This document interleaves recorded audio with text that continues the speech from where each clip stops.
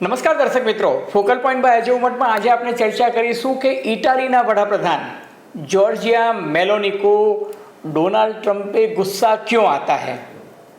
હવે Giorgia Meloni તો એકદમ જેને કહી શકાય ને અત્યંત રૂપાળા છે, પ્રભાવશાળી એમનું વ્યક્તિત્વ છે અને દુનિયાના વિશ્વના તમામ નેતાઓ સાથે બહુ જ નિખાલસતાથી હરે છે, ફરે છે, ચર્ચા કરે છે અને તસવીરો પણ પડાવે છે. પરંતુ આજકાલ એ અમેરિકી રાષ્ટ્રપ્રમુખ ડોનાલ્ડ ટ્રમ્પ પર ભયંકર ખફા છે અને મેલોનીએ ડોનાલ્ડ ટ્રમ્પ પર આક્ષેપ લગાડ્યો છે કે તેઓ મનગઢંત અફવા તેમની વિરુદ્ધ ફેલાવી રહ્યા છે અને ઇટાલીની પ્રજાનું પણ એ અપમાન છે અને મેલોનીનું વ્યક્તિગત અપમાન છે. તો આ સમગ્ર વિવાદનો મામલો શું છે કે જેને કારણે સમગ્ર યુરોપમાં જ નહીં, અમેરિકામાં, લંડનમાં અને દુનિયાના બધા દેશોમાં ડોનાલ્ડ ટ્રમ્પ અને મેલોની વચ્ચેના જે સંબંધો જે તણાવપૂર્ણ થઈ ગયા છે. કારણ કે મેલોનીએ ટેલિવિઝન ચેનલો પર જઈને, ફેસબુક પર, ટ્વિટર પર બધી જ જગ્યાએ ડોનાલ્ડ ટ્રમ્પની ટીકા કરી છે. તો આખો મામલો શું છે એ સમજવાની કોશિશ કરીએ છીએ. અમેરિકી રાષ્ટ્રપ્રમુખ ડોનાલ્ડ ટ્રમ્પે ગઈકાલે G7ની મિટિંગમાંથી હાજરી આપીને જ્યારે તેઓ પરત જતા હતા ત્યારે ઇટાલીની એક ચેનલ, ન્યૂઝ ચેનલ, જે ત્યાંની બહુ જાણીતી ચેનલ છે, લા 7, એ ચેનલને ઇન્ટરવ્યૂ આપ્યો અને એ ઇન્ટરવ્યૂ આપતી વખતે એમણે એવું કીધું કે હકીકતમાં તો મેલોનીનું જે ભૂતકાળનો વ્યવહાર છે એ જોતાં મારે એની સાથે વાત કરવી જોઈતી નહોતી.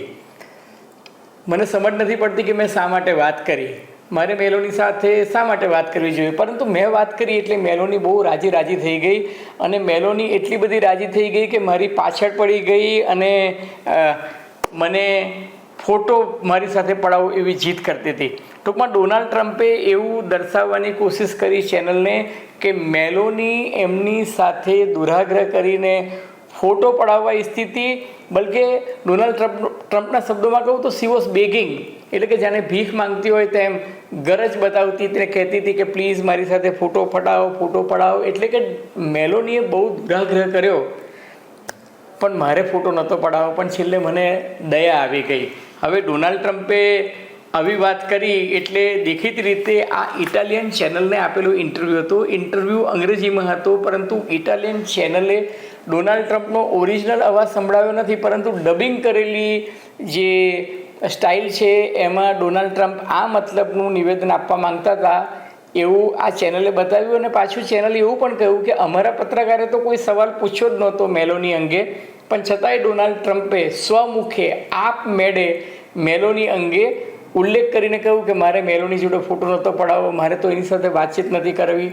હકીકત એ છે કે દુનિયાભરની ચેનલો કે જે ત્યાં હતી, અમેરિકાની ચેનલો પણ હતી, લંડનની ચેનલો પણ હતી, યુરોપિયન યુનિયનની ચેનલો હતી.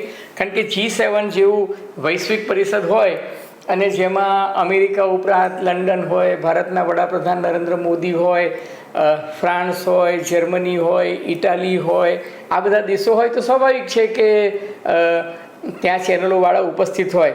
તો એ બધી ચેનલોના તમે ફૂટેજ જુઓ તો ડોનાલ્ડ ટ્રમ્પ અને મેલોની બહુ જ સહજતાથી લંબાણપૂર્વક વાત કરતા તમને જોવા પડશે.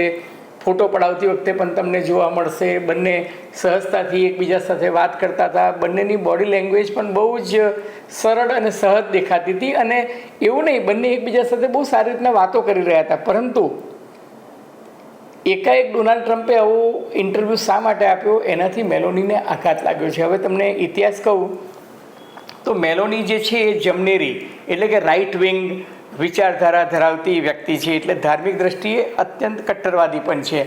અને ડોનાલ્ડ ટ્રમ્પ છે એ પણ વ્હાઇટ સુપ્રિમેસીમાં માને છે, એટલે શ્વેતો પ્રત્યે થોડોક જેને કહી શકાય ને કે થોડાક વધુ ઢળેલા છે. એટલે શરૂઆતમાં મેલોની અને ડોનાલ્ડ ટ્રમ્પ વચ્ચેની દોસ્તી એટલી સારી હતી કે ડોનાલ્ડ ટ્રમ્પે પોતાની શપથવિધિમાં આખા યુરોપમાંથી કોઈ એક વડાપ્રધાન અથવા તો હેડ ઓફ ધ સ્ટેટને બોલાવ્યા હોય તો એ માત્ર મેલોનીને બોલાવ્યા હતા. એટલે મેલોનીને જ એમણે પોતાની શપથવિધિમાં જાન્યુઆરી 2025માં બોલાવ્યા હતા. અને બંને વચ્ચેની દોસ્તી જે હતી જગજાહેર હતી. વ્હાઇટ હાઉસમાં પણ એ બંને વચ્ચેની મિટિંગો, પ્રેસ કોન્ફરન્સ ખૂબ ઉષ્માસભર રહી હતી.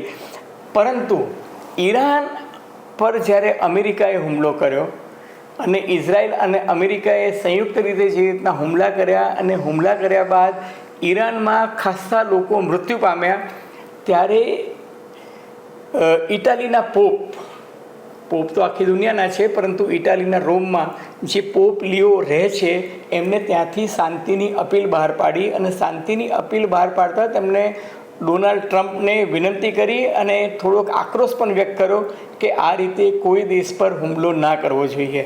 અલબત્ત ડોનાલ્ડ ટ્રમ્પ જે છે એમને બદલામાં પોપ સામે અઘટિત ટીકા ટિપ્પણી પણ કરી, પરંતુ પછીથી ખ્રિસ્તી ધર્મ અને ખ્રિસ્તી સમુદાયના સંતો અને લોકોનું એટલું બધું અનુયાયીઓનું એટલું બધું પ્રેશર આવ્યું કે ડોનાલ્ડ ટ્રમ્પે પોતાની ટિપ્પણી જે હતી એ વિડ્રો કરી લીધી, પાછી ખેંચી લીધી, અને જે ટ્વીટ કર્યું હતું પોપ વિરુદ્ધ એ ડિલીટ કર્યું.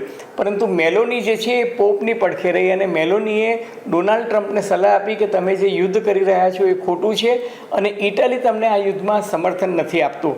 એટલે જેમ સ્પેને સમર્થન નહોતું આપ્યું, ફ્રાન્સે નહોતું આપ્યું, જર્મનીએ નહોતું આપ્યું, લંડન એટલે કે યુકે સમર્થન નહોતું આપ્યું, બ્રિટને નહોતું આપ્યું, પરંતુ ઇટાલીના વડાપ્રધાન મેલોનીએ ડોનાલ્ડ ટ્રમ્પની જે તે વખતે ટીકા પણ કરી હતી, અને ડોનાલ્ડ ટ્રમ્પે મેલોની માટે ડરપોક નેતા શબ્દ જે તે વખતે વાપર્યો હતો. એટલે બંને વચ્ચે થોડુંક અંતર જે તે વખતે વધી ગયું હતું. એ પછી G7માં જ્યારે આ બંને નેતાઓ મળ્યા ત્યારે એવું લાગતું હતું કે બંને વચ્ચેના સંબંધો અને દોસ્તી ફરી પાછી સહજ થવા જઈ રહી છે.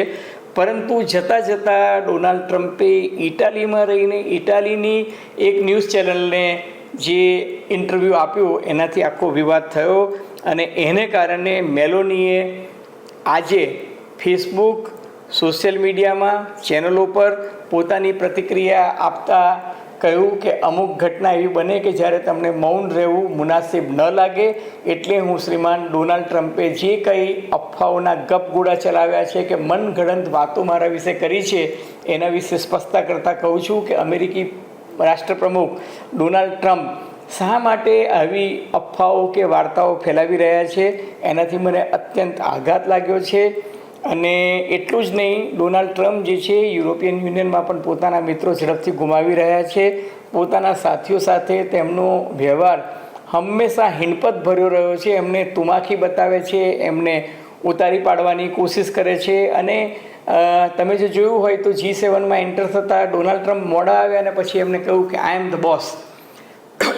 અલબત્ત ત્યારે એ ઘટનાક્રમને બધાએ બહુ સહજતાથી લીધો હતો, પરંતુ મેલોનીએ કહ્યું છે કે ડોનાલ્ડ ટ્રમ્પે પોતાના બધા વાકબાનો જે છે દુશ્મનો માટે સુરક્ષિત રાખવા જોઈએ. મિત્રો સાથે આ પ્રકારની વ્યવહાર જે છે એ અનિચ્છનીય છે.